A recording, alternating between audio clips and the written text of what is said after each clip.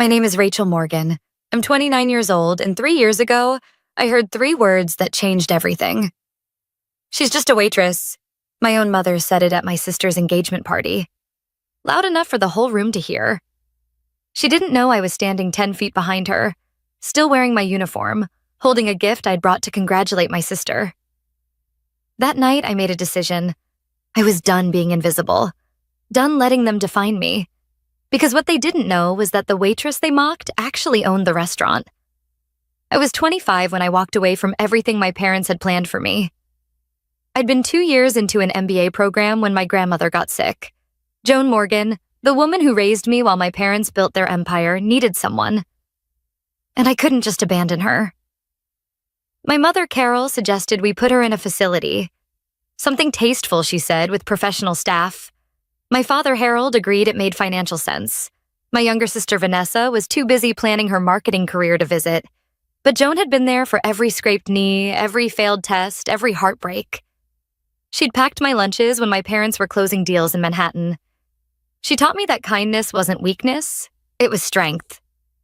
So I left school, came back to our hometown outside Hartford, Connecticut, found a small apartment above a bakery, and took a job at Delaney's, an upscale restaurant downtown. I worked tables at night, cared for Joan during the day. It wasn't the life my parents envisioned, but it was mine. Delaney's became my second home. I learned the rhythm of service, the art of reading people, the quiet dignity in work others looked down on. My coworkers became friends. Jess, a single mom with 2 kids, taught me to carry 4 plates at once. Luis, the sous chef, would sneak me leftover risotto on slow nights. Yvonne, the sharp-tongued hostess, would cover my sections when Joan had bad days. My family barely called.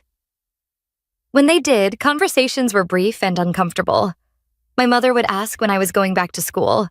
My father would mention job openings. Vanessa would talk about her engagement to Daniel, whose family owned half the commercial real estate in the county. Nobody asked how Joan was doing. 3 months before Vanessa's engagement party, Joan passed away peacefully in her sleep. I was holding her hand. The funeral was tasteful and efficient. My mother handled everything like a project. She cried elegantly during the service. My father gave a brief speech about family legacy. Vanessa posted a beautiful photo on social media. I didn't cry until everyone left. Joan had been my anchor. Without her, I felt untethered, floating in a life that didn't quite fit. But I kept working, kept showing up, kept smiling at customers who snapped their fingers for water. Then came the invitation. Vanessa sent a group text. Engagement party Saturday at Mom and Dad's. Starts at 7. Ra, you're welcome to stop by after your shift. No need to dress up. No need to dress up. Translation, we know you'll be coming from work. We know you'll look out of place. I almost didn't go, but something in me, maybe Joan's voice, told me to show up. So I clocked out at 7:45, still in my uniform, and walked 3 blocks to the house I'd grown up in. The party was in full swing. Crystal champagne flutes caught the light from garden lanterns. Women in designer dresses laughed at jokes that weren't funny. Men in expensive suits discussed vacation homes in the Hamptons. I entered through the side door. Nobody noticed me at first. I made my way toward the garden, clutching a small wrapped box. Inside was a vintage pendant Joan had told me about, something Vanessa had loved as a child. That's when I heard her voice. My mother, standing near the rose bushes with 3 other women from her PR firm. Her tone was honeyed, dripping with false sympathy. She's just a waitress, she said, pausing for effect. My older daughter, Rachel. So much potential, and now she serves food for tips. It's tragic, really. The women made sympathetic noises. One touched my mother's arm in mock comfort. She won't be here long, my mother continued. Let's pray she doesn't bring one of those tragic trays with her. Laughter rippled through the group like poison in champagne. I stood frozen. My hand gripped the gift box so hard the edges cut into my palm. I wanted to disappear, but Joan's voice echoed in my head. Never let them make you small, she'd always said. You're capable of extraordinary things. So I walked forward, stepped onto the terrace. A few heads turned. My mother's smile became plastic. Vanessa blinked like she was surprised I'd shown up. My father found something fascinating to look at across the garden. I handed Vanessa the gift. "Congratulations," I said evenly. "Oh, thanks. You didn't have to." She glanced at my uniform. "We weren't sure you'd make it." Neither was I. The silence was excruciating. I stayed exactly 15 minutes, long enough to prove I'd been there, short enough to preserve my dignity. Nobody tried to stop me when I left. That night, sitting alone in my apartment, something shifted. Not just hurt, not just anger, a decision. I was done being quiet, done letting their judgment define my worth, because they had no idea who I really was. What my family didn't know was that I'd been building something that started small and grew into an empire they never saw coming.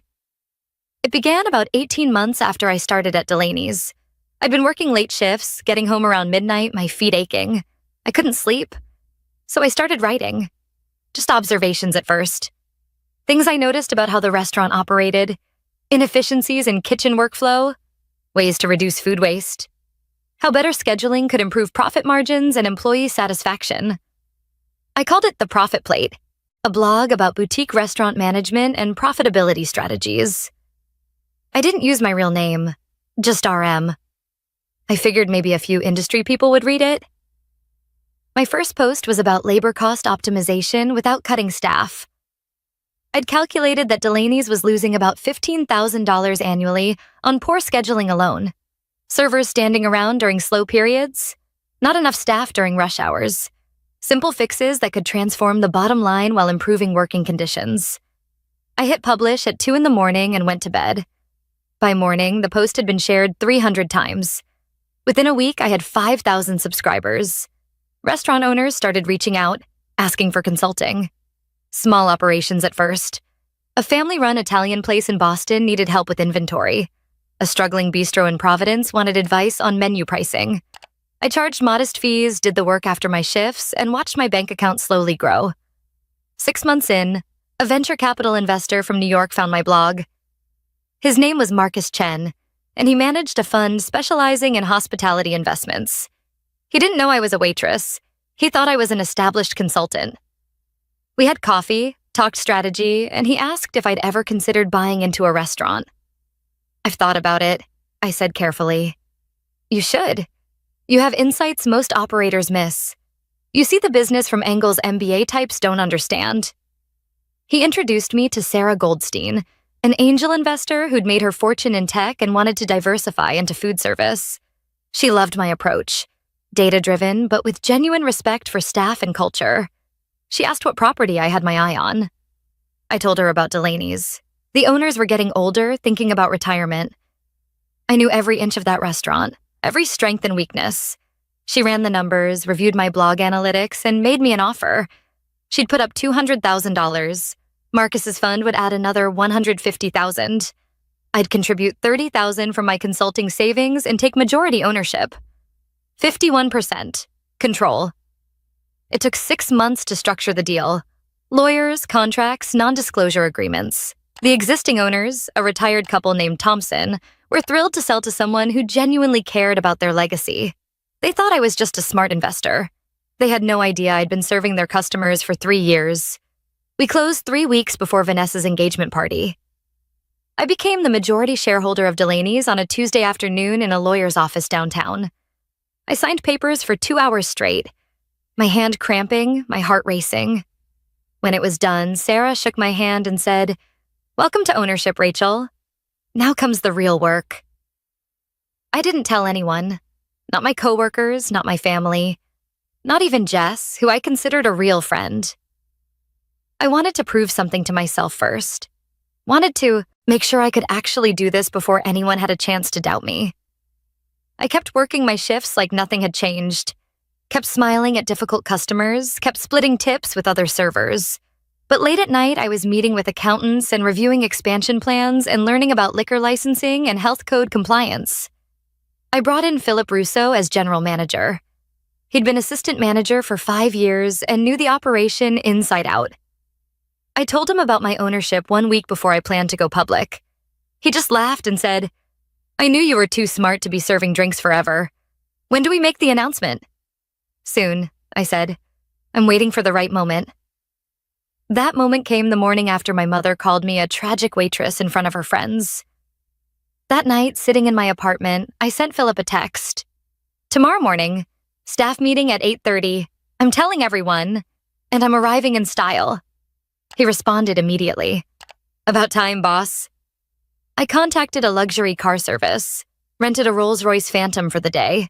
Midnight blue, leather interior, the kind of car that made a statement.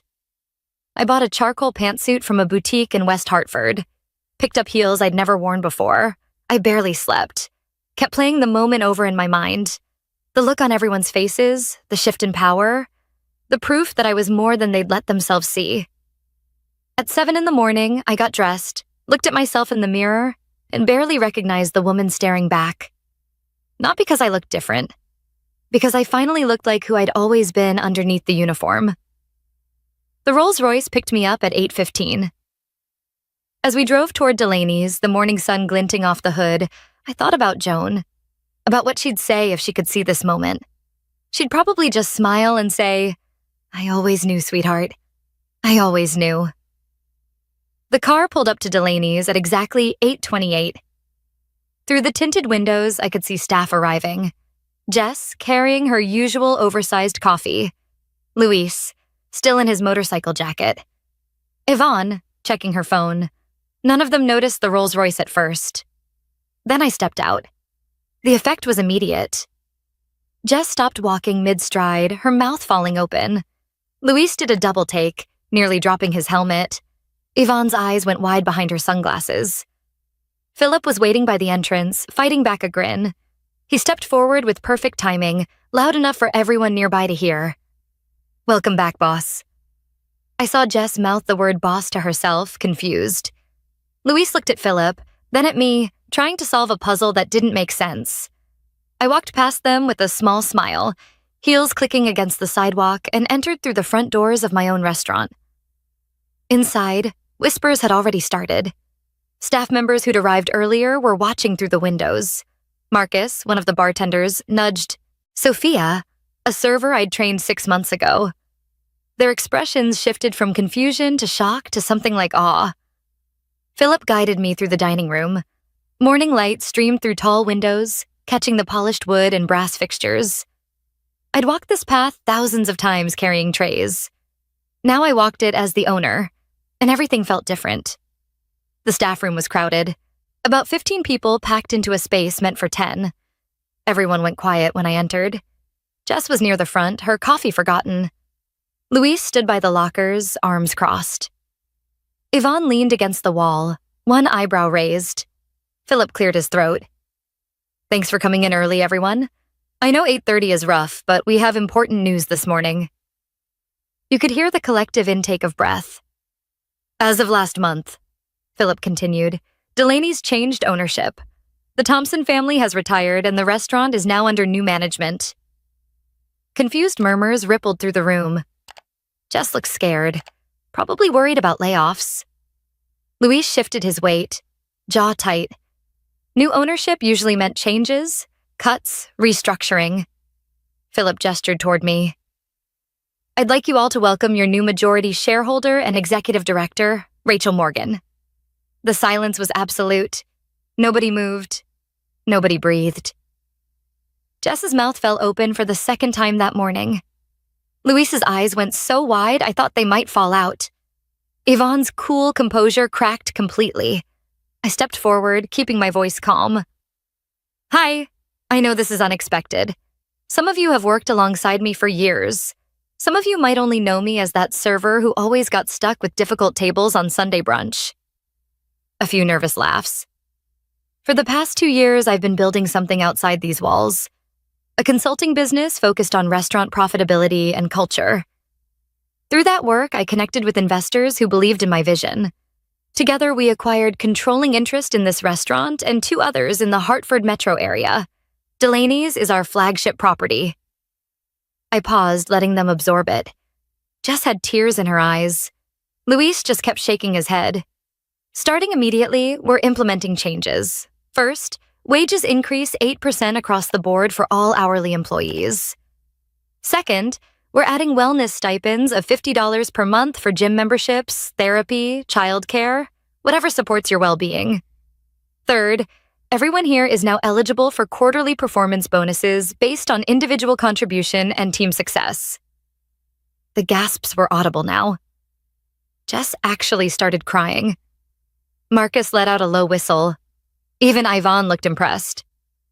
But more than the money, I continued, I want this place to reflect what it should have been all along. A restaurant that values people, not just profits. I've been on your side of the table. I know what it's like to work a double on your birthday because rent is due. I know what it's like to smile while someone snaps their fingers at you like you're invisible. That ends here. We're going to build something better together. Luis raised his hand slowly.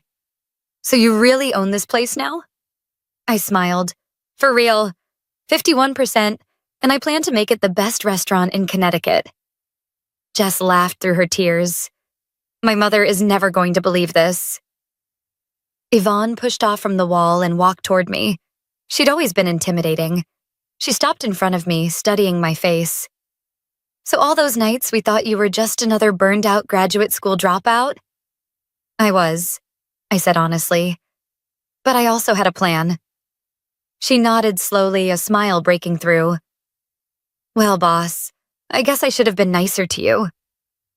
You were fine, I said. And you're one of the best hosts I've ever worked with. That's why you're staying. Relief flooded her face. The whole room seemed to exhale collectively. Philip checked his watch.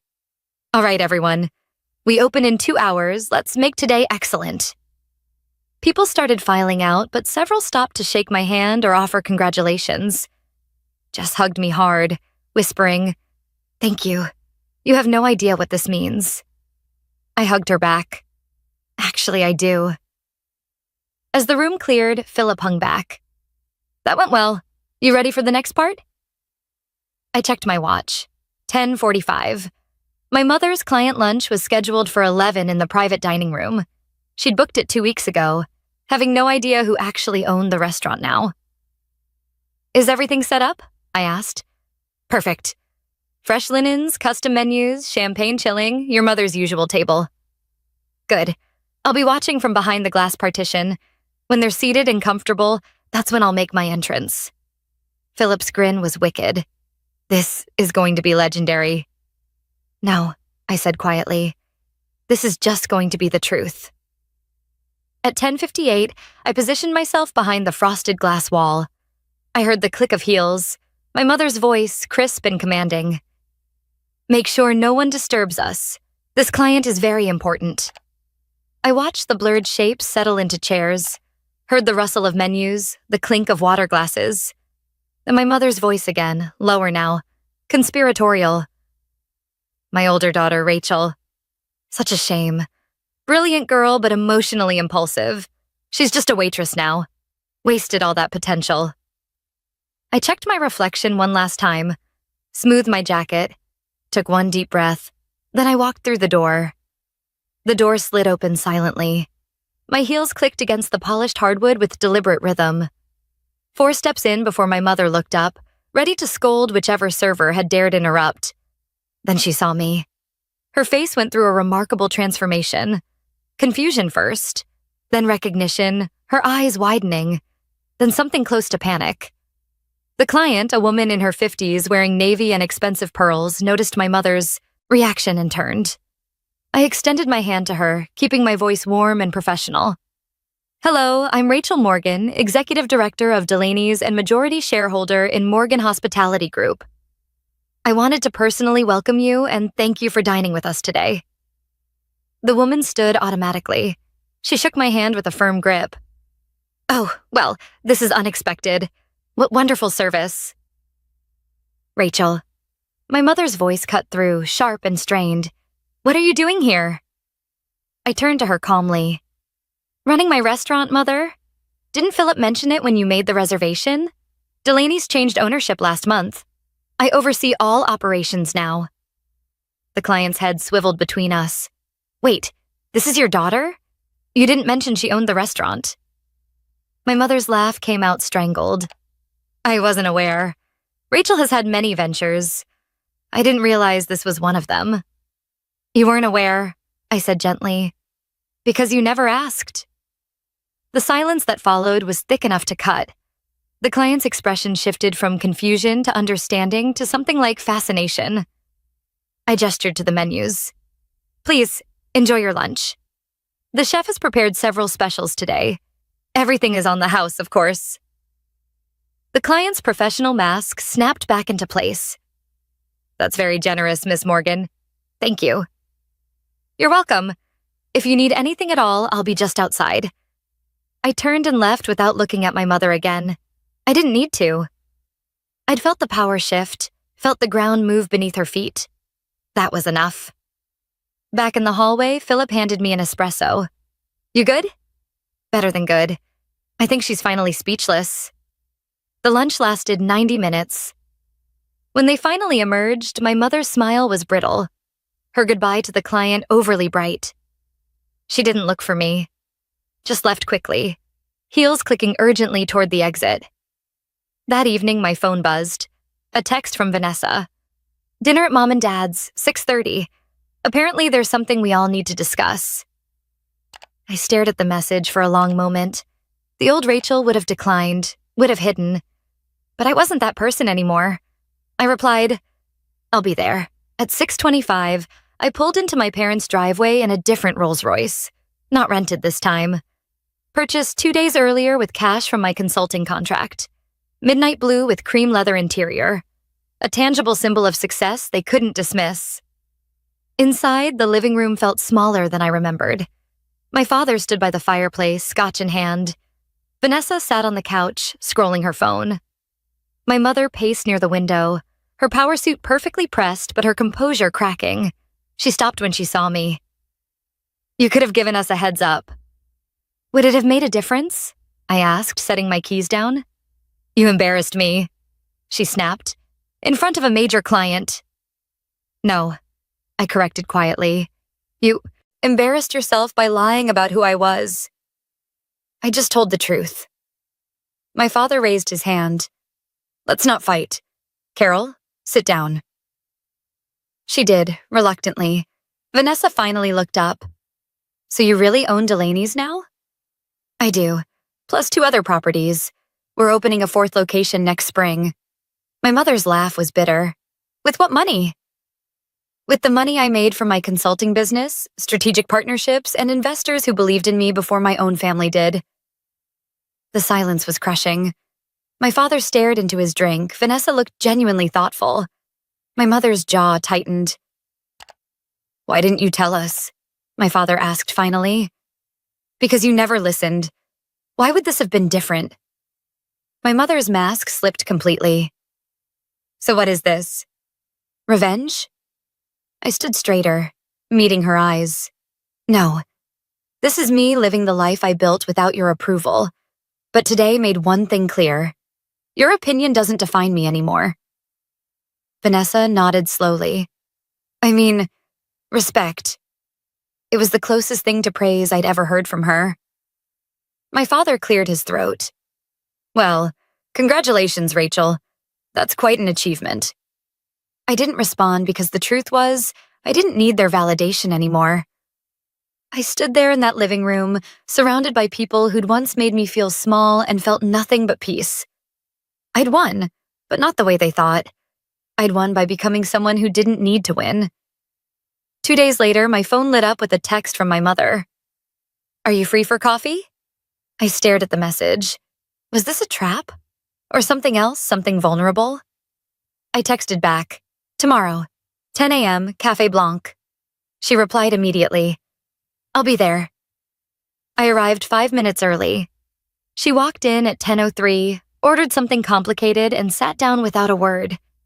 For a long moment, we just sat there. She spoke first. You didn't just buy a restaurant. You built an empire. I built a business, I corrected. I looked up your blog. I didn't even know you wrote. You never asked. She flinched. I suppose I didn't. She looked older than I remembered. Not physically, but in her eyes. Why didn't you tell me about any of it? I tried. Dozens of times, you'd cut me off, change the subject, compare me to Vanessa. It became easier to stop trying. She exhaled slowly. I was trying to protect you. From what? From failure? From embarrassment? From throwing your life away chasing ideas that didn't make sense to us? To you, I corrected. They made sense to me. I know that now. The admission hung between us, fragile and unexpected. She looked out the window. Your grandmother would be proud. That hit harder than anything else. My throat tightened. She was the only one who never doubted me. She believed in things we didn't understand, my mother admitted, and now I wish I'd listened to her more. She stirred her coffee slowly. Your father and I didn't know how to support something we couldn't control. We raised you to follow a plan. When you deviated from it, we panicked. And we judged. Yes, I said simply. You did. And we were wrong. There it was. Not quite a full apology, but closer than I'd ever expected. Then she surprised me. Would you ever consider consulting for my agency? Your skills could help us. I blinked. You're offering me work? I'm offering partnership, not as my daughter, as a professional whose expertise I respect. It wasn't just a peace offering, it was recognition. Let me think about it, I said. She nodded. Then she reached into her purse and pulled out a small velvet box. What's this? I found it in your grandmother's things. She left instructions that it was meant for you. I opened the box slowly. Inside was a delicate gold locket. I recognized it immediately. Joan had worn it every Sunday. My hands trembled as I opened the clasp. Inside was a tiny photograph of me at 5 years old, and tucked behind it was a folded piece of paper. I unfolded it carefully. Joan's handwriting. Never forget what you're capable of, even when they do. Love always, Grandma Joan. The tears came before I could stop them. I closed the locket and held it tight. She always saw you, my mother whispered. Even when we didn't. I nodded, not trusting my voice. We sat in silence for a while longer. Not comfortable exactly, but not hostile either. Just two women trying to find their way back to something that might resemble understanding. 3 months later, I stood on the porch of Joan's old house. The house was mine now, officially transferred. I was transforming it into a creative retreat for women starting over. Women who'd been dismissed, underestimated, told they were wasting their potential. As sunset painted the walls gold, I looked at the house and felt something I hadn't in years: peace. I no longer needed anyone to clap for me. I no longer craved validation in rooms where I was once laughed at. I had become the woman my younger self needed. Not perfect, but whole. And when I stood in front of those future guests, I would tell them, you are not just a waitress or a secretary or a woman starting over. You are more than the labels they gave you. Your path is not just valid, it's powerful. If this story resonated with you, I want to hear from you. Have you ever been underestimated by the people closest to you? Have you ever built something in silence, proving yourself when no one was watching? Share your story in the comments below. Your journey matters, and someone out there needs to hear it. If Rachel's transformation inspired you, hit that subscribe button for more stories about resilience, redemption, and rising above the labels others place on us. Remember, you're not defined by their limitations. You're defined by your courage to keep going. After 12 years of running my father's company, I finally made it worth $75 million. At a family dinner celebrating our success, my dad looked at me and said, smiling, "Your brother will take over now." My heart sank, but I smiled back. The next morning at work, everything changed. I still remember the way my father smiled that night, his hand resting proudly on my brother's shoulder as if he had already made up his mind long before speaking the words that would shatter everything. I felt my stomach drop, but years of practice kept my face composed. I smiled back as if his words didn't pierce straight through me, as if they weren't unraveling 12 years of my life's work in an instant. This wasn't just a family dinner. It was supposed to be a celebration, a moment meant to honor everything we had built. Everything I had built. but my father had already decided. Dylan would be taking over. Not me. And in that moment, I realized something. They had underestimated me, and tomorrow morning, they would learn exactly what that meant. The dining room was filled with the clinking of glasses, the quiet hum of conversations between extended family and close business associates. My father had started Caldwell Logistics Group.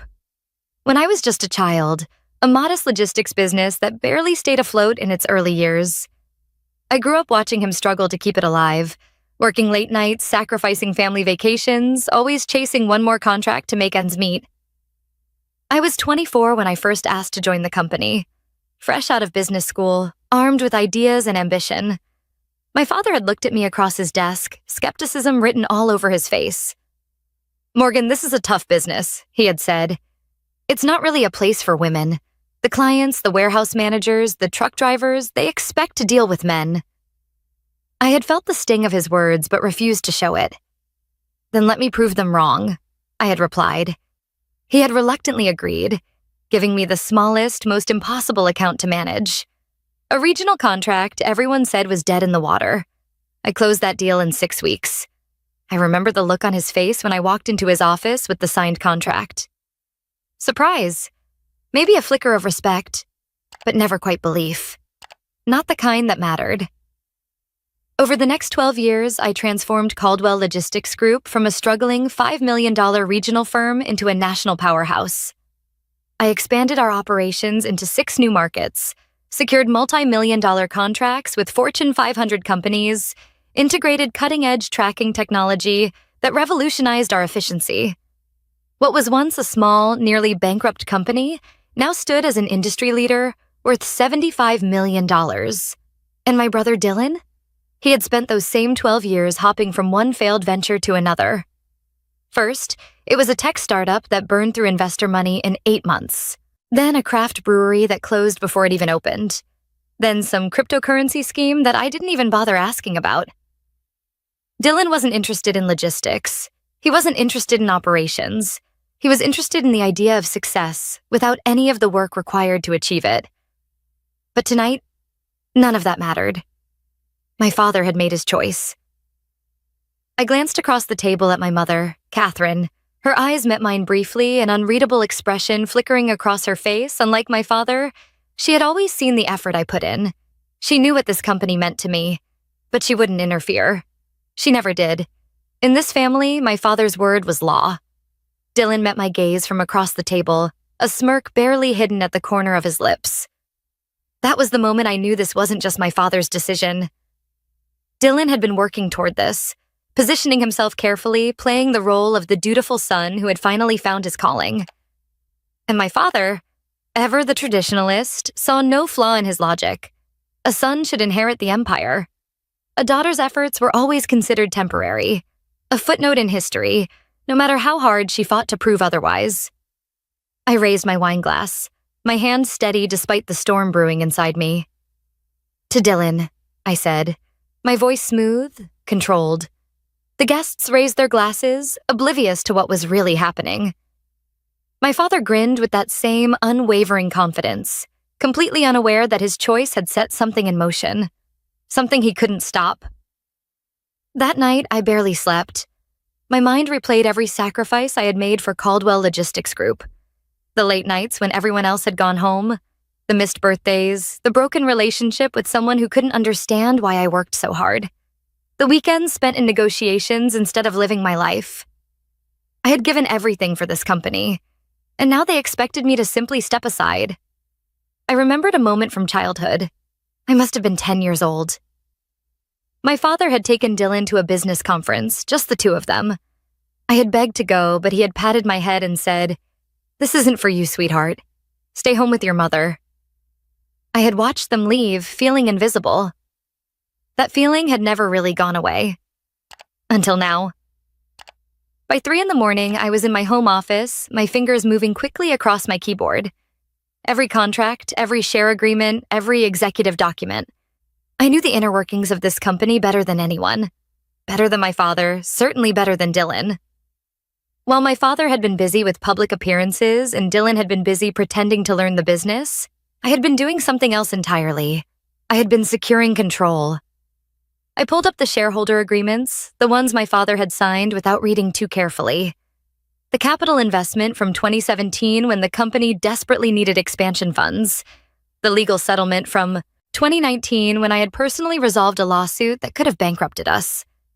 Each time, shares had been transferred. Small percentages that added up to something my father had never bothered to calculate. I did the math one more time, just to be certain. 35% original stake, 15% from the 2017 investment, 10% from the 2019 settlement, 60% total. Majority shareholder? Dylan thought he was walking into an easy transition, that by next week his name would be on the office door, his position secured. What he didn't know, what neither of them knew, was that this company wasn't my father's to give away anymore. It was mine. And tomorrow morning, I would make sure they understood that. At exactly 8:45 in the morning, I stepped into Caldwell Logistics Group headquarters, just like I had for the past 12 years. The same walls, the same polished floors, the same hum of efficiency as employees settled into their routines. But today was different. Today, I wasn't walking into my office. I was walking into a battlefield. The reception area was unusually quiet, the kind of quiet that precedes a storm. The employees knew. The whispers had already started spreading through the building like wildfire. News of my father's announcement at dinner had reached them. I could feel their eyes on me as I walked past, hesitant expressions, avoiding direct eye contact, unsure of where their loyalty should lie. I didn't acknowledge them. I walked with confidence, my heels clicking against the marble floors, my posture unwavering, my face composed. Never let them see you shaken. Never let them see doubt. I had learned that lesson a long time ago. I entered my office and shut the door behind me. I had precisely 15 minutes before my father and Dylan arrived, thinking they would step into their new positions as CEO and heir apparent. 15 minutes before everything they had planned would crumble in front of them. I sat at my desk, inhaling deeply, then powered on my computer. The screen illuminated with the documents I had prepared the night before. Confidential contracts, shareholder agreements, legal filings.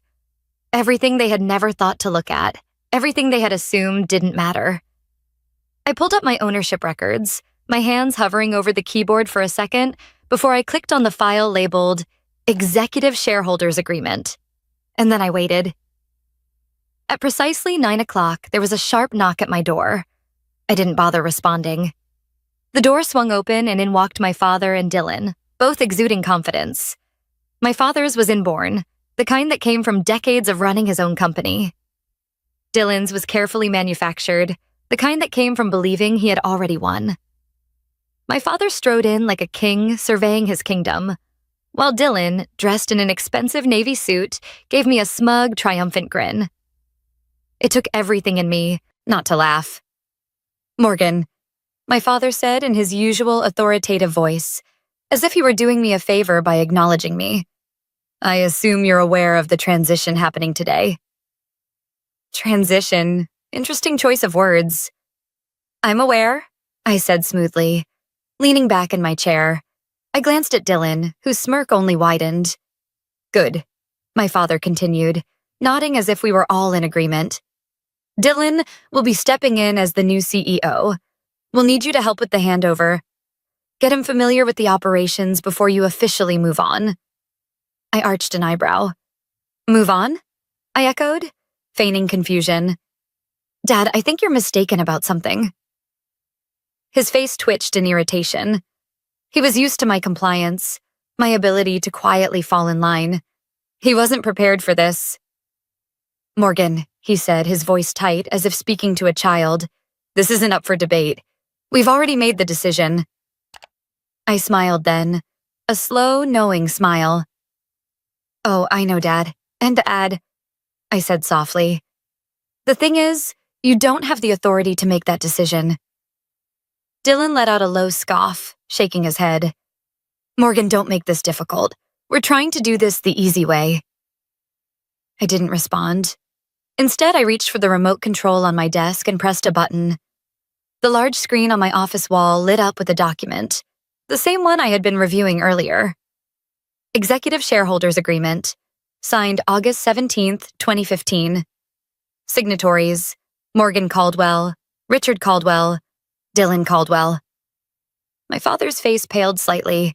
I turned to Dylan. Do you even know what this document is? He crossed his arms, shifting uncomfortably. A shareholders agreement, he guessed. I nodded. Yes.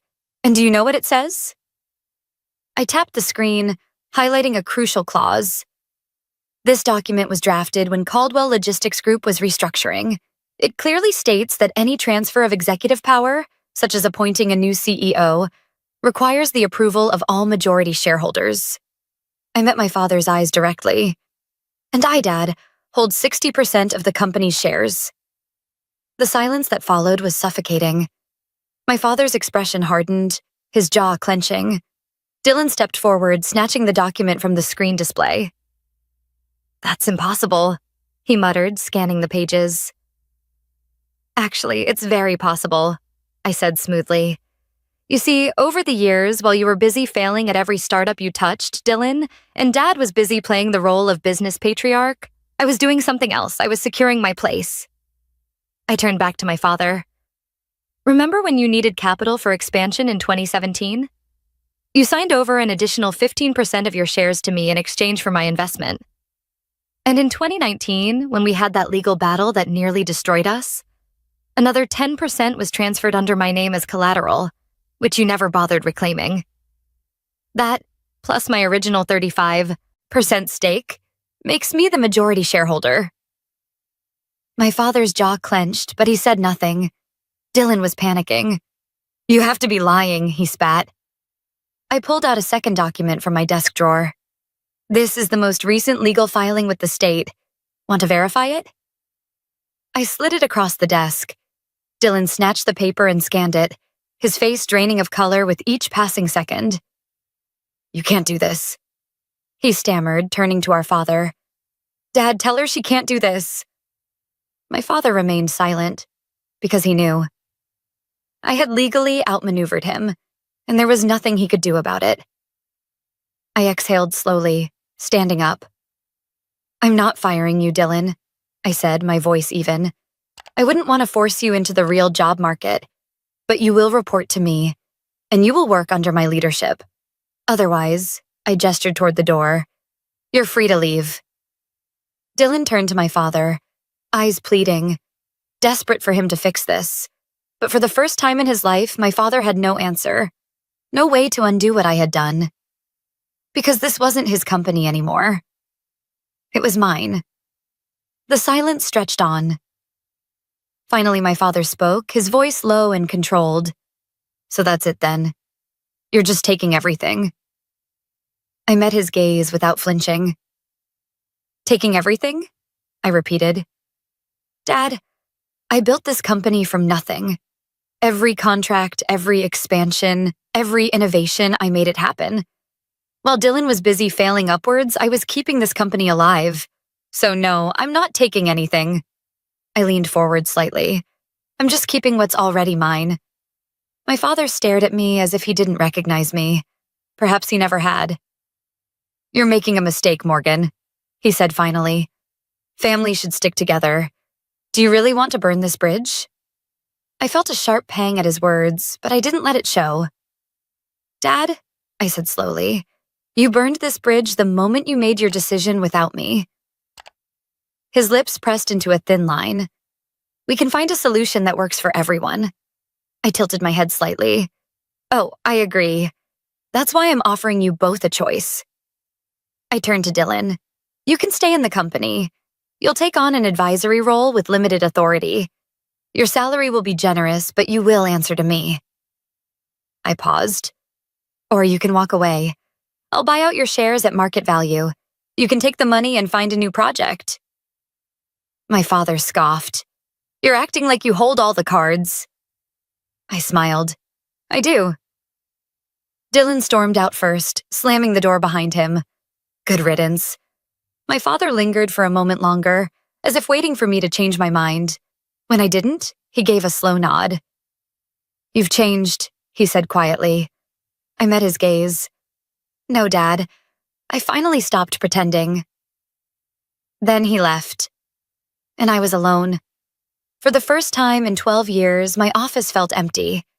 No phone calls from my father, no passive-aggressive emails from Dylan, just silence. But silence didn't mean peace. It meant the battle had begun.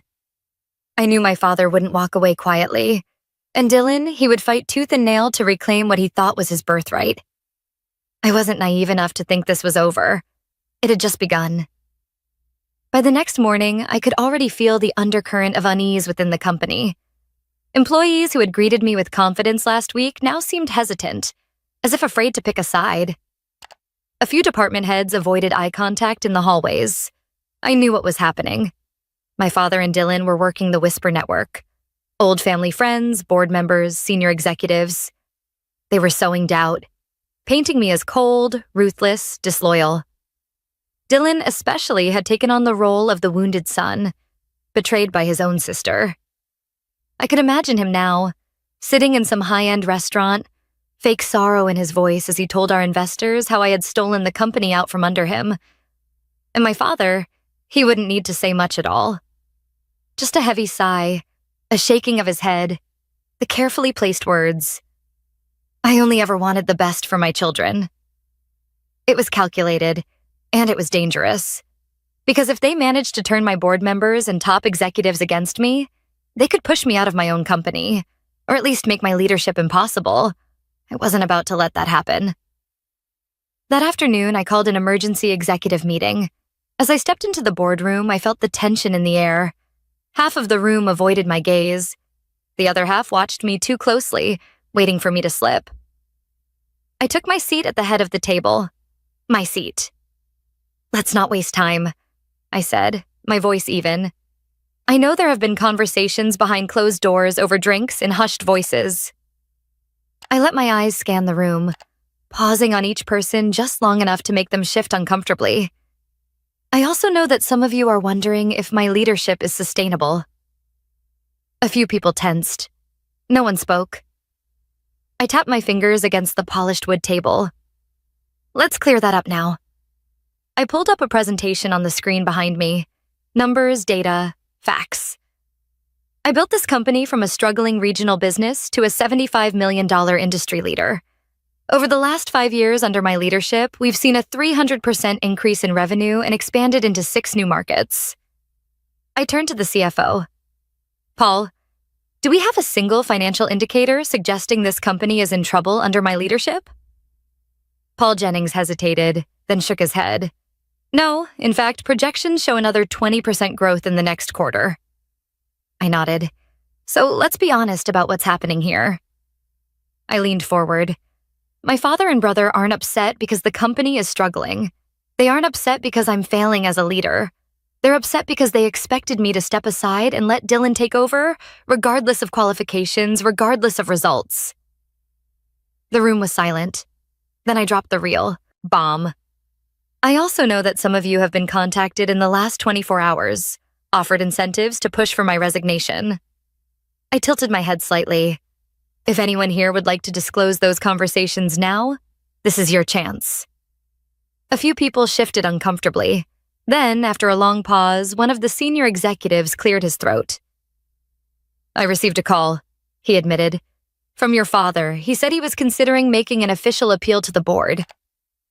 I nodded, unsurprised. And did he offer anything in return for your support? A pause, then a slow nod. There it is. I exhaled, standing up. My father built this company, I said. I won't discredit that, but I took it further than he ever could have, and I will not allow him to manipulate it from the outside. I let my voice drop slightly, controlled, dangerous. If he wants a fight, he'll get one. I gathered my papers, looking each executive in the eye. If anyone here believes my father and brother deserve control, now is the time to make your move. Silence. No one moved. Good, I said. I turned and walked out, my head held high. This wasn't just about keeping my company. This was about making sure they never thought they could take it from me again. That night, I made my own call. Not to a board member, not to an investor, but to an old friend in investigative journalism. "I have something for you," I said, "but you'll need to move fast." An hour later, I sent over documents, emails, financial reports, internal records, evidence that Caldwell Logistics Group, under my father's leadership years ago, had engaged in questionable business practices. Ones I had spent the last decade quietly cleaning up. Hidden debts, accounting irregularities, vendor kickbacks that skirted the edge of legality. The story broke within 24 hours.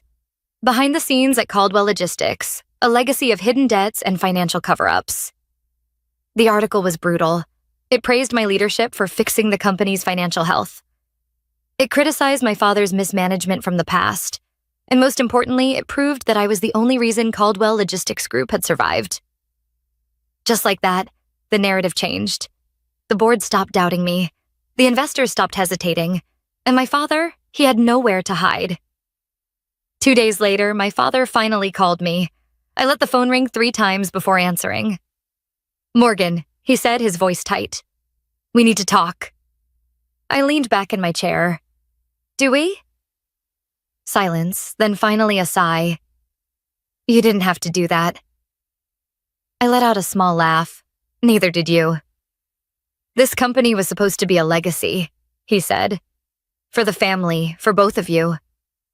I felt a familiar pang, a tiny, foolish part of me that had once wanted that too, but not anymore. "Dad," I said quietly, "if you wanted me to protect the legacy, you should have trusted me with it. Instead, you tried to take it from me." Another long silence, then he asked, almost reluctantly, "What happens now?" I exhaled slowly. "Now? Now I make sure you can never touch my company again." The war was over. My father had lost. Dylan had disappeared. And I had won. But as I sat in my office that evening, staring out over the city skyline, I felt no satisfaction. No triumph, just emptiness. I had spent 12 years fighting for Caldwell Logistics Group, building it, protecting it, making it stronger than ever before. And yet the cost of that victory weighed heavier than I had expected, because while I had secured my position, I had lost something else along the way: my family. The next day, I walked into the office as if nothing had changed, but everyone knew the truth. The whispers had stopped, the doubt had faded. I was no longer just Morgan Caldwell, the CEO. I was Morgan Caldwell, the woman who had outmaneuvered her father and brother and come out on top. Some respected me for it. Some feared me, and some still waited for me to fall. I let them wait. At noon, my father and I met in the conference room for what would be our final discussion.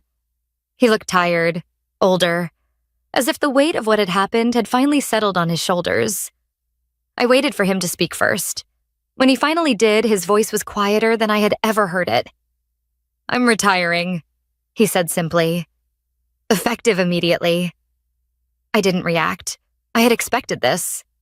"I'll sell my remaining shares," he continued. "I'll keep a small percentage as an investor, but I won't be involved anymore." I studied him carefully. "And Dylan?" His jaw tightened. "He's gone. Took the buyout. He won't be back." A part of me had known it would end this way. Dylan had never been strong enough to fight his own battles. Once it was clear he had lost, he had done what he always did. He ran. Still, hearing it out loud made something inside me ache. Not regret, not guilt, just the finality of it all. I nodded. "Understood." My father exhaled, rubbing his temple as if he had a headache. Then, after a long pause, he said something I never expected. "I underestimated you." It wasn't an apology, but it was the closest thing I would ever get. And strangely, I found that I didn't need it anymore. 1 week later, I had a conversation I hadn't expected. My mother, Catherine, called and asked to meet for lunch. We sat in a quiet restaurant, the kind of place where serious conversations happened. "I'm proud of you," she said simply, her hands folded on the table. I looked at her, surprised. "I always knew you were the right choice," she continued. "Your father, he couldn't see it. He was too stuck in his ways, too traditional. But I saw it. I'm sorry I never fought for you. But I'm proud you fought for yourself. For the first time in weeks, I felt something other than cold determination. A brief moment of warmth, of connection. Thank you, I said softly. She reached across the table and squeezed my hand. Make it yours, Morgan. Make it something he never could have built. And that's exactly what I did. A month later, Caldwell Logistics Group looked nothing like it had before. The old board members who had aligned themselves with my father and Dylan were gone. The executives who had questioned my leadership were replaced. The company had always been strong under my guidance, but now it was truly mine. And with that control came a new vision. I introduced initiatives my father had always rejected, modernized systems he had called unnecessary, expanded into industries he had been too cautious to explore. Within 6 months, profits soared. Within a year, we had crossed the $100 million mark. I closed a massive deal with a national shipping consortium, the kind of contract my father had once said was impossible for a company our size. When the papers were signed, I sat alone in my office, allowing myself a moment of quiet satisfaction. Not because I had beaten my father, but because I had proven to myself what I was capable of. A year after everything had happened, I met my father for dinner. It was the first time we had spoken since his retirement. He looked different, quieter. He wasn't angry anymore, just accepting. I read about the latest deal you closed, he said over his drink. It was a smart move. I smirked slightly. I know. A ghost of a smile touched his lips. There was no tension between us anymore. No war left to fight. Only the simple, undeniable truth. He had tried to push me aside, and I had proved him wrong. He lifted his glass. To Caldwell Logistics Group, he said. This time, when I clinked my glass against his, I didn't feel anger or resentment. Only peace. Because I had already won. And I no longer needed his approval to know it. As I sit in my office today, overlooking the city that I built my empire in, I think about the lessons this journey has taught me. That family can be your biggest enemy. That loyalty is a currency, not a guarantee. That power is never given, it's taken. But most importantly, that sometimes the best way to prove your worth is to stop seeking validation and build something so strong that they can never ignore you again. I have no regrets. Caldwell Logistics Group is mine now, and I intend to make sure no one ever forgets it. If this story resonated with you, share your thoughts in the comments. Have you ever been underestimated or overlooked? Subscribe for more stories of people who refused to back down and claimed what was rightfully theirs.